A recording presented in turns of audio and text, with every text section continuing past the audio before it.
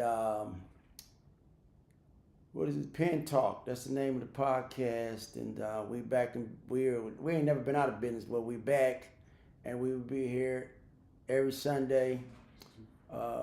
Happy Father's Day that's coming up. You know, a lot of people don't like to celebrate Father's Day. It's a short day, but happy Father's Day. Mother's Day just passed. We had a big funeral in LA, Crip Jackie's funeral. And I just wanted to. Ron, start over. All right. So me and Caleb trying to not have my mic on. Okay, Caleb, what frame? How do you want it framed? I guess is my question. Real quick, how do you want it framed? Is that? Yeah, you need to go down a little more. A little bit more, like here. But see, once I hit record, it's gonna. See what I'm saying? It jumps to about right there. No, just too much. Okay. You need less headspace right there. Right there. See, This will work too. Okay. Okay. All right. Right at the edge. You go up. Yeah. Right there. Okay. All right. And I really want it in the middle. Like Oh, you want them in the middle? Okay. Yeah, I can move my head a little bit, right? I ain't got to sit still. All right. We ready. Go ahead, Ron. Okay. Finally got the studio. Pen Talk. I wanted to do my Stevie Wonder impression with the Dion glasses. All right. That's enough of that. All right. How y'all? Everybody's all right. This is gonna be one of our studios, one of the rooms, and I like this one more like in the record business. We had a big incident in LA. Crip Jackie died. I was talking to a few of the guys, and it was a real big funeral, and there was a lot of things going on in the funeral. And we'll be able to talk about that a little later, but we have some issues today with the Kendrick Lamar and the Drake situation. I really haven't heard a lot about the music, but I have heard that a little bit of the Kendrick Lamar's, and I really don't want to see the light-skinned brother lose, but at the same time, we got to stick together. I see Baby was congratulating him and stuff like that, but that was I think the music and the both sides is doing good. I haven't chose a side yet, but I'm really looking at the Tyson fight, and what's that guy name again? Jake Paul. Jake Paul and the Tyson fight. I'm really looking forward to see that. It's to be in Dallas.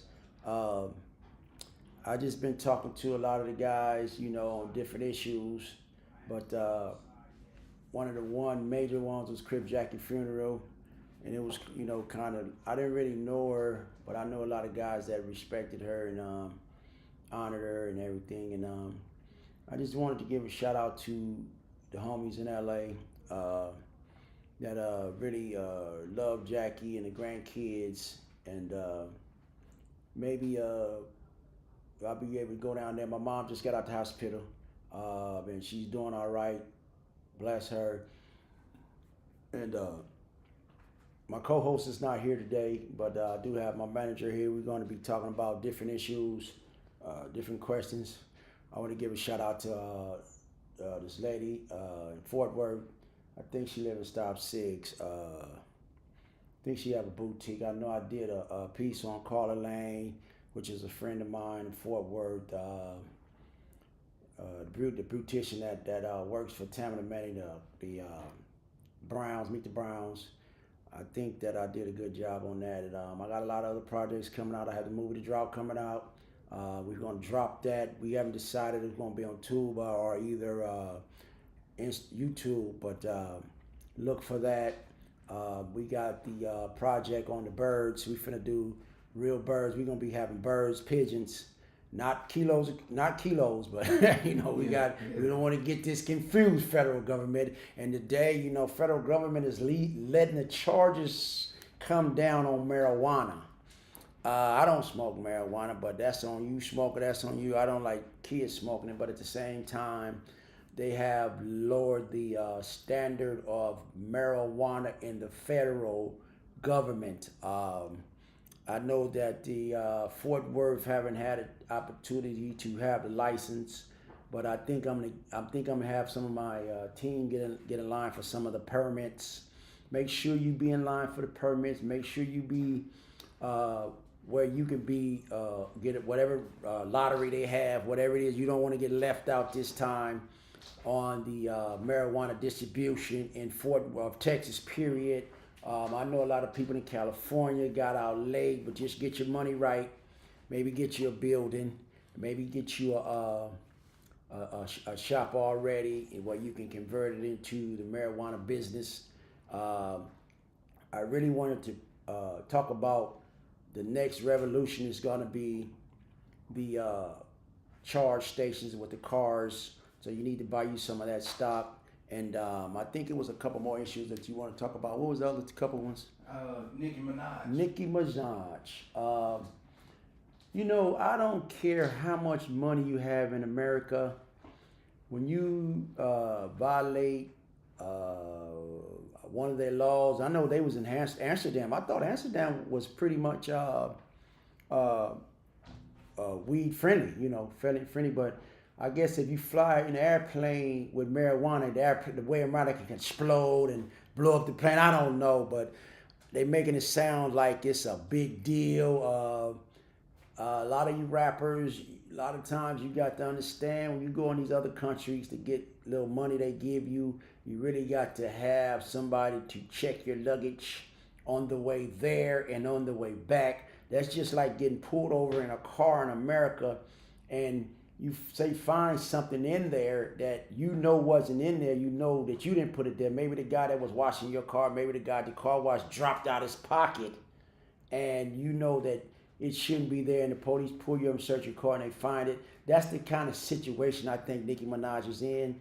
I know she could have smoked much as weed as she wanted in that city, in that country, but anytime you violate one of their laws, one of the laws over into the flight airplanes, they're gonna really look in your luggage, and if you have anything else in there legal, you know, as long as you don't have weapons, bullets, guns, stuff like that, you might be all right. But I think she's gonna be all right. I think the last guy was over there that was in trouble. You remember that other guy? He was over there. He was in trouble in one of those countries, and they had to. I think Donald Trump had to get him out. Who you remember that? Shoot, I know Brittany Griner. Brittany Griner. The Oh, the basketball. Yeah, that's pretty much the same thing, man. She had weed cartridges, and she was coming out of Europe, I think, and Russia. That's in Europe too, but they had her over there. Nicki Minaj might have to be over there and get their script search. You know what I'm saying? A lot of people they don't understand their script search until they get script and then they get searched and then they get put in them prisons over there because the prisons in other countries they're not like United States prison system. I just don't understand how a person can get caught with marijuana and have to go through all that. It's just a ticket. It's not like she had a few pounds, a few ounces, or kilograms or whatever. But when you go in these countries, man, you got to understand these cops is trying to get promoted. That's what the police system is about. It's about promotion. So anytime they have an opportunity to get promoted and to find drugs and get in the limelight of busting Nicki Minaj, you know, they don't get a chance to really see celebrities from America that get busted in those countries. So when an officer have an opportunity to bust a Drake or Soulja Boy or one of these rappers, Ice Cube, you think they're not gonna arrest you to get that little 10 minutes of fame? You know, a lot of those officers, they get a little fame, they get a little name in the paper, they get a little bit of camera, and that's what makes those guys tick. I always kind of knew that when I was in Los Angeles. You know, the officers that's the rambunctious officer, he the one get promoted fast. You know, then sometime it come crashing down when he did a lot of legal stuff because once he learned the game of policing. He has a way of knowing how to plant evidence. He knowing how to handle the evidence. He's knowing how to present the evidence, and he know how to come to court and say certain key words to get you convicted in the court system. That's why the court system is very dangerous. the evidence is very dangerous, and the way that he presents the case is very dangerous. But we had a couple more issues. What was the other one that we wanted to talk about? Let's see.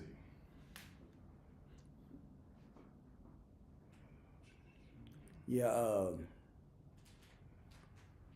I'm glad I'm being able to come out today and be able to being able to go to church and be able to talk about certain things. They had a good sermon today at church.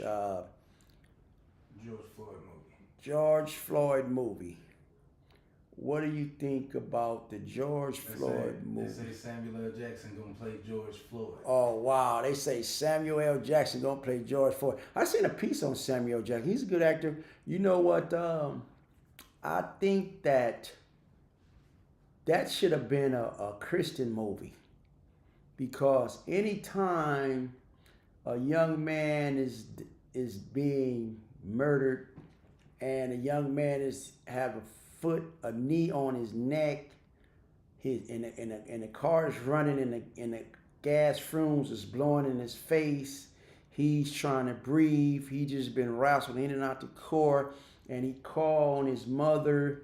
I just did a story on Tupac the other day, and I was talking about, I wonder if heaven has a ghetto. George Floyd actually called for his mother while he was on the ground, and he was telling his Mom, these people don't know what they're doing. Mom, say honor your mother and father to the day you die. And I think he was already honoring his mom. It's kind of crazy, because he didn't call out his father, which is more of a protector. He called out his mom because he knew his mom raised him right. And when you away from home and you out in the society, and I remember back in the days, and people used to say, "Boy, I'm gonna tell your mama on you." They didn't really say, "I'm gonna tell your dad." They would say, "Boy, I'm gonna tell your mama on you." And today I see how he called his mom out just to be able to let her, the spirit will reach all the way up to heaven to let her know, Mom, this is what it's doing, and this is what they're doing, and this is what I'm letting you know, Mom, that it's not my fault. They taking my life. You know what I'm saying? Because Jesus said, can't nobody take my life. You have to give it to him. And at the same time, he was showing that this is what was going on. And I really see that the George Floyd situation was a big deal. You know what? I also noticed that in our community, I see how the three brothers that got killed, they was going to stores that blacks didn't own. Trayvon Martin was going to a store that blacks didn't own. Michael Brown was going to a store that he didn't own, and George Floyd was going to a store black. We have to really start owning these businesses. I see a lot of things in Fort Worth where a lot of the businesses that was here when I left, they gone or they've been sold out. I just don't understand why black people can't run convenience stores. I haven't been in a convenience store yet, a bodega or stores that sell turnover Crip fast with the chips. I see Master P chips is in the Walmarts and the other little stores, but I never really see too many of these stores that have black ownership.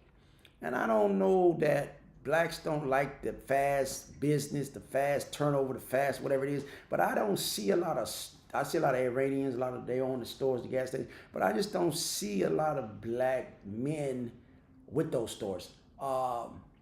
I don't know what it is. I don't know if you can't get a loan. I don't know if you get disinterested in that fast money. I just don't know why we don't have those little stores. Because when I was coming up, we had a lot of the ice cream places. We had a lot of the stores that, we did business. But I just never seen no black own business in Chinatown, you know, or Koreatown, or one of these towns where uh, we don't live in that town, because you know the majority of the guys that own those businesses, they come in and they leave at 5 and they get all the money. We run around here talking about what hood we from, or what street we from, but the street that you own is not owned by the store. You don't own it. But you know, just to talk about the marijuana, I think it's going to be a big revolution, because if you know this country would have failed if it wouldn't have been for the marijuana business, because a lot of those marijuana warehouses, they was vacant, because a lot of those businesses had moved to other countries, and now you have these warehouses is being occupied by marijuana growers, and we really wanted to be on top of the game. We want to be on top of the revolution of buying dispensaries and all starting from the ground up, because maybe if you starting from the ground up, maybe a big one might want to come in and buy you out, but then you would have an opportunity to make some revenue, to generate some money, because I already seen when McDonald's, when they make their profit, they don't put it back in the McDonald's, they put it into something else. They put it into the meat businesses, soda or something, but they end up owning a lot of stuff. It's just that if we have to pass the generational wealth down, it says that a wise man will leave his children an inheritance. 2-3 generations, you know, and I see a lot of these guys walking around in LA that's millionaires and billionaires, but they don't want nobody to know what it is, because once they know what it is, people start begging. And like in America, man, we have a thing where our wealth, our mother, father died, leave us a house for a couple $100,000. We go through that thing like bread, like nothing. The next thing you know, we live in an apartment. I just hope, man, and I pray for the mental people. I see a lot of mental things. The guy was telling me today, the guy hit him in the head with a bat, put a gun on him for no reason. He don't even know who the guy was. Maybe we be able to talk about it. I have a guy that I've been talking to. He want to do a think tank. He want to be able to talk about a lot of the issues. I see a lot of times people want to tell these young guys what to do with their clothes and what they do with their hair and everything. But it's not what's on the outside, it's what's on the inside. It's not what's on top of your head, it's what's inside your head. And a lot of these guys are smart, but we just have to take that energy and turn it into something positive. I truly believe that a lot of the content that we've been working on is positive. But I think we just have to start having more positive business opportunities, and maybe start owning a little bit of this land, a little bit of this dirt, because they're not making no more dirt. We want to be able to own some real estate. I see a lot of people talking about the buying life insurance and borrowing on the life insurance. I want to really get into that this week to actually do some research on that, on the life insurance, where you can borrow money on it after you have it established. But you know what's so crazy about that is 35 years ago, I had invested in a money market in Atlanta. It was called A.L. Williams. I think A.L. Williams kind of invented borrowing money on your life insurance, because he was the only insurance company that I knew of back in the 90s that would let you start a life insurance policy, and after 10 years, he would let you break it and split the money and then start over again. And we want to really show our youth or our mothers and fathers how to accumulate generational wealth. Maybe we'd be able to get these life insurance policies, because I know a lot of black families, they have life insurance. They've been paying them all these years. And we really want to be able to get some of that money back, or make it work for as a trust fund for us. I'm gonna look into it. I'm gonna have my team look into it. I'm just glad we have a studio now, and we're gonna be able to bring. I think I'm gonna bring a guy in, a couple of rappers out of Fort Worth. I got a couple of them that I'm gonna bring in. I'm gonna bring my man in from one of my partners that's from LA. His name is PG Rico. He's out of Los Angeles. He's from Broadway. He's like a family member of mine. He's a big. He just had a concert last night. I want to bring in White Dog. I'm gonna bring in Twisted Black. I'm gonna bring in Bo Hammer. I'm gonna bring in a few of the other guys. Maybe Cuzzo Link. I got this other guy, the other guy, Lil Link. His name is I call him. I got Chaotic. I've been seeing a lot of things on Chaotic out of First Street, and my boy Osama out of 8-9, Absol. Then I want to bring in the beautiful, all natural Cleo 300, 3000. I want to bring in my daughter. I know y'all been seeing it. She got a song called Black Man, You, and I got that. I got my grandkids. She just had all natural birth. I love you, my mama, Cleo 3000. I can't wait to see you. I can't wait to come out there. You come out here so we can do a collaboration. I'm telling you, man, I got some lyrics that I want to put on wax. On a record. I got some guest artists that I want to bring in. And man, listen, you better get the drought. The drought is coming out. Yeah. Part 3, 4. We got some of it shot. A lot of people been asking me about being in the movie. I think PG Rico is gonna play LA Ron. I'm gonna need somebody to play my brother Poncho. I'm gonna need somebody to play my ex-wife. I'm gonna need somebody to play my sons. It's gonna be bigger than BMF, man. Shout out to BMF. Shout out to my boy Ali. Shout out to Meech. You doing a beautiful job. I think that you need to get up there a little bit of that Denzel stuff. You know what I'm saying? You working on that Denzel thing. You doing a good job. I was in jail with J Rock. I was in Victorville with him. He's a part of that BMF thing, and I just hope that 50 or Boosie or one of these guys pick up our franchise at the drought. We might drop it on Tubi or we might drop it on YouTube. But guess what? At the end of the day, we are doing movies, interviews, backup. And, I don't mind doing a couple interviews, but I got the Ice Cube playbook. I got the Straight to the Movies. Rufus Records. You know what I'm saying? You don't want to have my contract right. You know what I'm saying? We go straight to the movie business. Dior. You look up at Dior. That's my boy Caleb, my manager. I want to give a shout out to Solo Lucci. I'm right here, Solo Lucci. I want to be on Hip Hop and Love and Hip Hop. Come get me, bro. That's my other manager, Solo Lucci. Look here, man. I got the Yokes. I got the Gun Show. You know what I'm saying? You know what I'm saying? I'm just ready to do some work. I work out twice a day. I'm ready to do some work. I'm the hardest working man. Shawberries. Shout out to my son, Duran.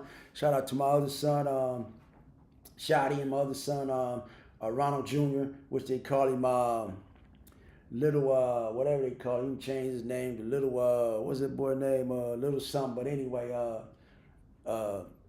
we ready, man. We ready to get in music business. I know y'all see them guns. This is for all the ladies, with the Merc. You know what I'm saying? I gotta go measure my arms today. They told me that they get up to like 18s and 19s. I'm ready. I'm trying to get the 20s. I had 20s in the penitentiary. I was benching 395. So all the dudes 50 and over. We got some stuff for you, man. You know what I'm saying? And we finna bring everything together, man. And hopefully, man, all of us guys at 59, 55 and older, whatever, we finna do some things.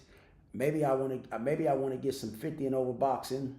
But I did a story on Donald Curry, which is one of the best champs out of Fort Worth, Texas. I'm gonna say it again, Funky Town, one of the best boxers out of Fort Worth. Donald Curry, holla at me, man. I got my other boy Chill that's out down here from Oklahoma right now, and PG Rico is gonna come down here and visit me so we can take some pictures and maybe even get into a little music. But I'm a rapper too, but. You know what I'm saying? My album might be coming out, but I'm a rapper too, but God write my lyrics. And at the end of the day, man, we finna do this, man. I want to give a shout out to all the hustlers out there. You know what I'm saying? All my little hustlers, all the hustlers that's doing it the right way. We're gonna keep this thing moving. You know what I'm saying? We're gonna hustle all our way by Mama House.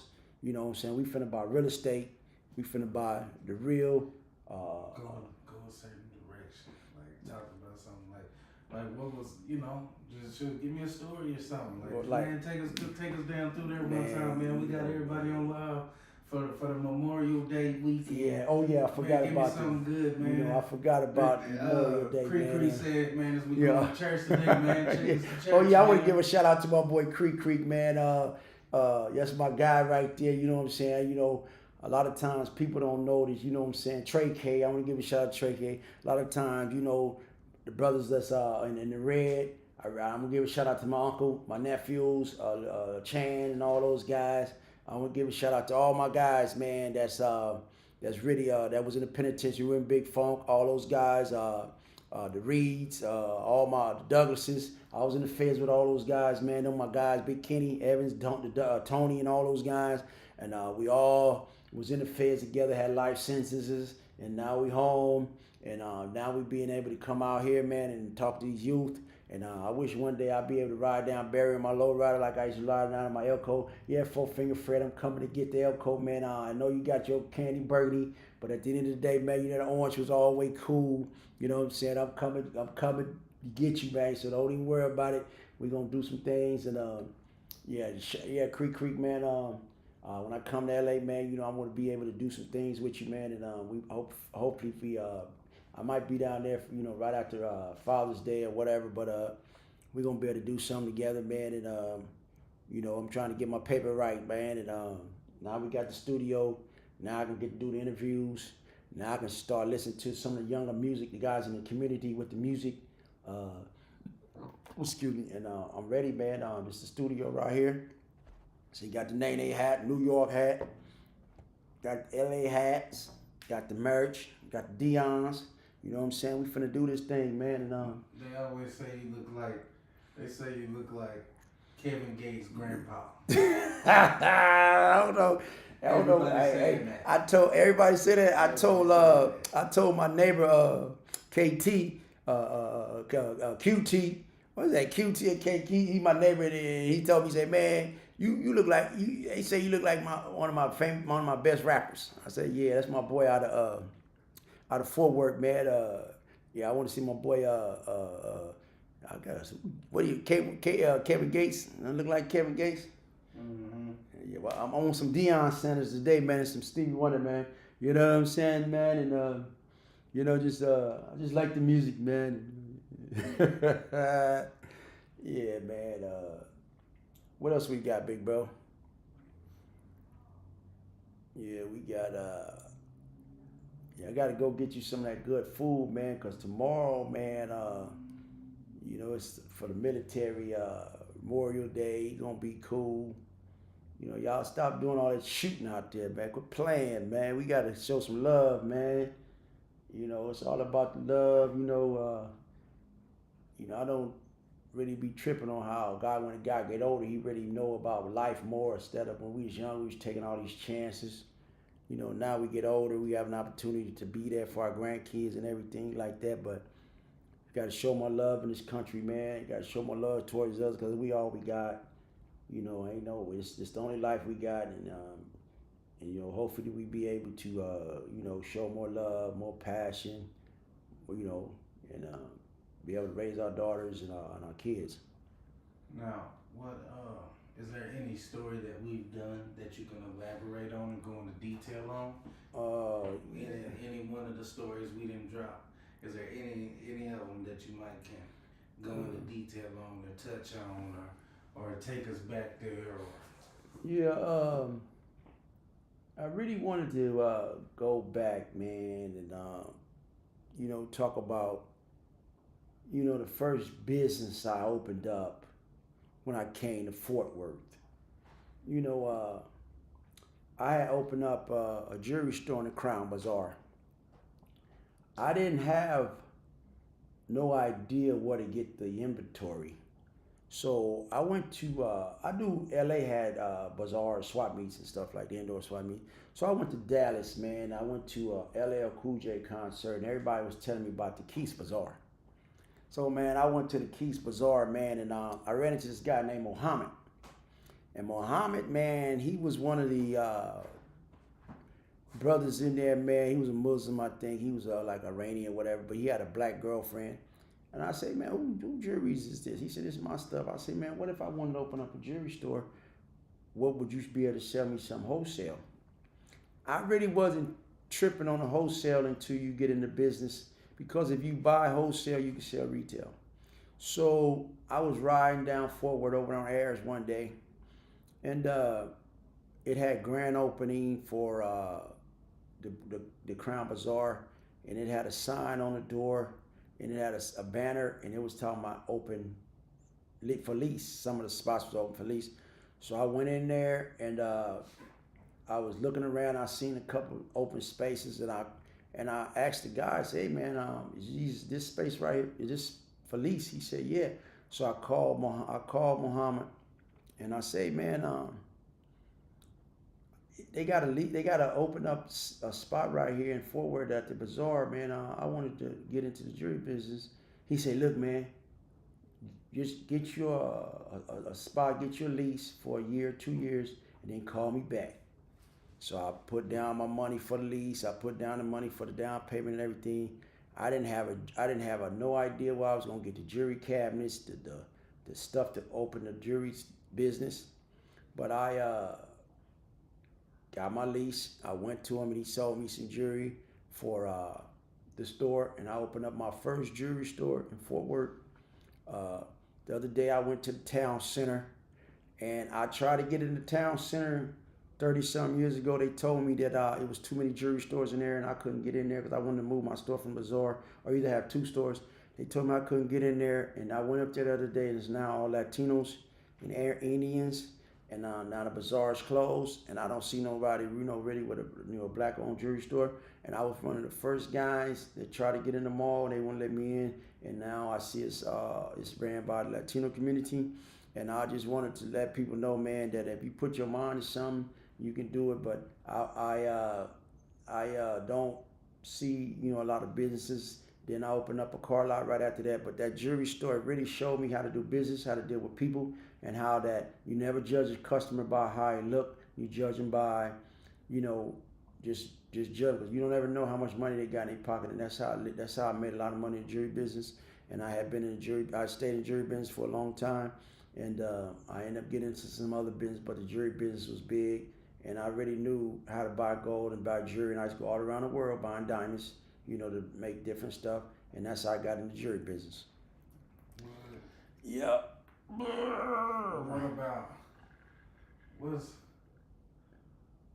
So did you have a lot of clientele? Like, was you really successful with the jewelry? Or? Well, actually, I did a grand opening, which was a rap contest. Okay. And I seen a guy the other day, man, that one of the first guys that I kind of seen that rap from Fort Worth was a dude named Fred, and he had he from over there on Eastover. And I seen him the other day. I remember when he was one of the younger guys that was in the rap contest. He ended up taking second place. One of my guys from Vegas came down at the from Vegas. He was from Gersh's, and he was had a raccoon hat on. He beat Fred, and Fred took second place. He had a nice song called "Slap Some Necks," and I see him another day. He thought I didn't remember that the song, and he was like, "Man, you got a good memory." Like, yeah, man, I remember that. Because Big Dennis, Big D, that was his uncle, and he was one of the first rappers that I knew from Fort Worth. You had some guys from Dallas, Ron C. You had DOC. You had guys, the radio station. But Fort Worth, we always had something like an underground thing going on. If it wasn't the record business, it was the other businesses. But I remember, man, we was in the record business, man. Yep. And that's where we want to start, and we'll get some more business. What about that? The thing ran out. Yeah, she said it was only 20-some minutes ago. Yeah, it ran out. Been there. Is it still on? Is it? Yeah, man.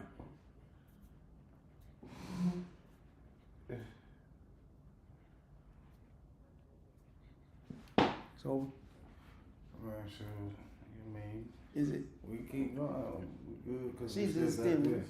oh, we just- we good there, but we still got this, so we can keep rocking out. Hey,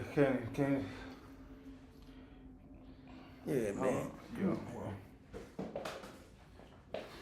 I gotta show you how that shoulder roll, man. yeah. I gotta show you how to beat the shoulder roll. Anytime a guy with the shoulder roll, he uses the shoulder, but you got to not go for the head. You gotta go for everything but the head. And that's how you beat the shoulder roll. Yes,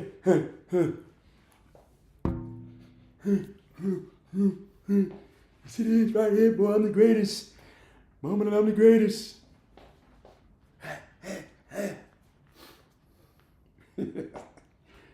Shut him down.